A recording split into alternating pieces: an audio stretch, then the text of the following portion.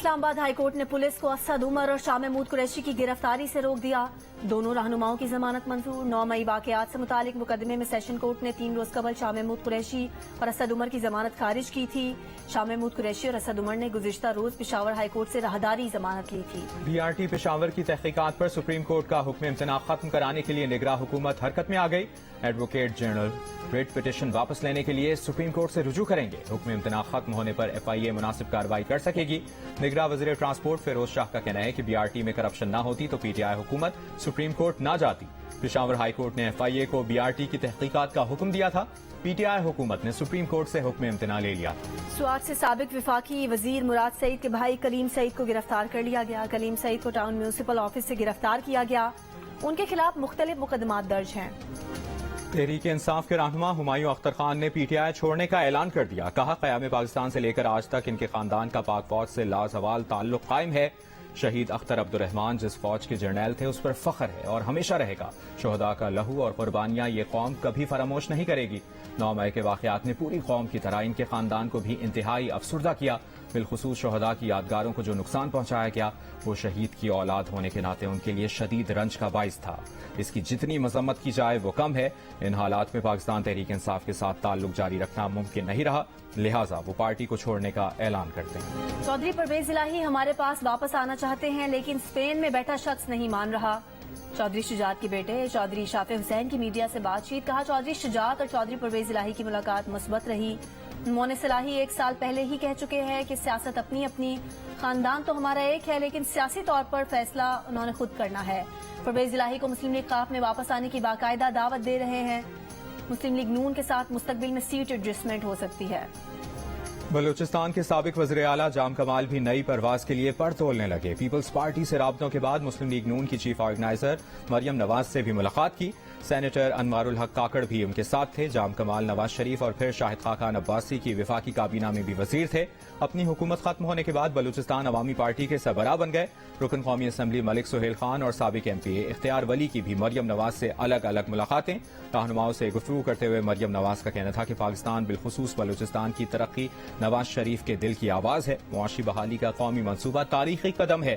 آئندہ انتخابات میں پارٹی کے نظریاتی رہنماؤں کو ٹکٹ دیں گے. آرمی ایکٹ کب عمل میں آتا ہے؟ کن جرائم پر آفیشل سیکرٹ ایکٹ لگتا ہے؟ سویلینز نے آرمی ایکٹ یا آفیشل سیکرٹ ایکٹ کی خلاف ورزی کب کی؟ کون سے افراد کو آفیشل سیکرٹ ایکٹ کے تحت گرفتار کیا گیا؟ یہ بھی بتائیں کہ کمانڈنگ آفیسر کیسے سویلینز کی حوالگی کا مطالبہ کر سکتا ہے؟ سپریم کورٹ کے ججز کے سول سوسائٹی کے وکیل سے سوالات. فیصل صدیقی بولے ان کی دلیل یہی ہے کہ فوج سویلینز کی حوالگی کا مطالبہ نہیں کر سکتی. مسئلہ فورم طے کرنے کا ہے کہ کہاں ٹرائل ہوگا. چیف جسٹس نے سوالوں کا جواب کچھ یوں دیا کہ کامن سینس کی بات ہے کہ آفیشل سیکرٹ ایکٹ کے تحت جرائم کا تعین فوج کو ہی کرنا ہے. فوج انسداد دہشت گردی عدالت میں سویلینز کی حوالگی کی درخواست دائر کر سکتی ہے. جسٹس عمر عطا بندیال نے نشاندہی کی کہ حوالگی کی درخواست میں صرف ٹھوس بنیاد نہیں دی گئی. اٹارنی جنرل سے پوچھیں گے کیوں کوئی ٹھوس بنیاد بنا کر سویلینز کی حوالگی کی درخواست نہیں کی گئی. سماعت میں وقفہ کرتے ہوئے چیف جسٹس نے وکیل فیصل صدیقی کو مشورہ دیا کہ آپ ایسا کریں کہ بریک لے لیں. جسٹس منصور نے کہا کافی وغیرہ پئیں, سوالات کے جوابات نہ دینے پر آپ کو جرمانہ دینا پڑے گا. فوجی عدالت میں سویلین کے ٹرائل کے خلاف درخواستوں پر سماعت وقفے کے بعد پھر شروع. پنجاب حکومت نے سپریم کورٹ ملٹری کورٹس میں سویلینز کے ٹرائل کے خلاف درخواستوں کی سماعت کے دوران 9 مئی کے واقعات میں ملوث زیر حراست ملزمان کا ڈیٹا جمع کروا دیا.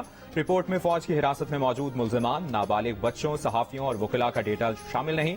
رپورٹ کے مطابق 9 مئی کے واقعات میں 81 خواتین کو حراست میں لیا گیا جن میں سے 42 کو ضمانت پر رہا کیا گیا. MPO کے تحت 2258 افراد کی گرفتاری کے آرڈر جاری کیے گئے. توڑ پھوڑ کے واقعات میں 3050 افراد ملوث پائے گئے. رپورٹ میں کہا گیا ہے کہ انسداد دہشت گردی قانون کے تحت 1888 افراد کو گرفتار کیا گیا. 108 ملزمان جسمانی ریمانڈ اور 1247 جوڈیشل ریمانڈ پر ہیں. 500 افراد کو بے گناہ قرار دیتے ہوئے رہا کر دیا گیا. میرا یہ موقف نہیں کہ سویلینز کا آرمی ٹرائل نہیں ہو سکتا, نہ ہی آرمی ایکٹ کی کوئی شق غیر قانونی ہے. من پسند لوگوں کا آرمی ٹرائل کرنا غلط ہے. سول سوسائٹی کے وکیل فیصل صدیقی کے عدالت میں دلائل. جسٹس یحییٰ آفریدی نے ریمارکس دیے کہ آپ نے کہا آرمی ایکٹ کو رہنے دیں, طریقہ کار کو دیکھیں, پھر تو ہمیں انفرادی طور پر ایک ایک شخص کی گرفتاری کو دیکھنا پڑے گا. جس مقدمے کا حوالہ آپ دے رہے ہیں ہمیں نہیں پتا 50 افراد کن دفعات کے تحت گرفتار ہوئے. वजीर आजम शहबाज शरीफ फ्रांस का 2 रोजा सरकारी दौरा मुकम्मल करने के बाद आज निजी दौरे पर लंदन रवाना होंगे। वजीर आजम लंदन में कायद मुस्लिम लीग नून मियां नवाज शरीफ से मुलाकात करके सियासी सूरत हाल समेत अहम अमूर पर मुशावरत करेंगे। पेरिस में क़याम के दौरान वजीर आजम ने फ्रांसीसी सदर के इशाइये में भी शिरकत की। सदारती महल पहुंचने पर फ्रांसीसी सदर और खातून अव्वल ने वजीर आजम शहबाज शरीफ का इस्तकबाल किया। इससे पहले new global financing pact summit से खिताब में वजीर आजम ने कहा, मौसमियाती तब्दीली की वजह से पाकिस्तान को गुज़िश्ता साल तबाहकुन सैलाब का सामना करना पड़ा। सैलाब मुतासरीन की बहाली में करोड़ों रुपए खर्च हुए।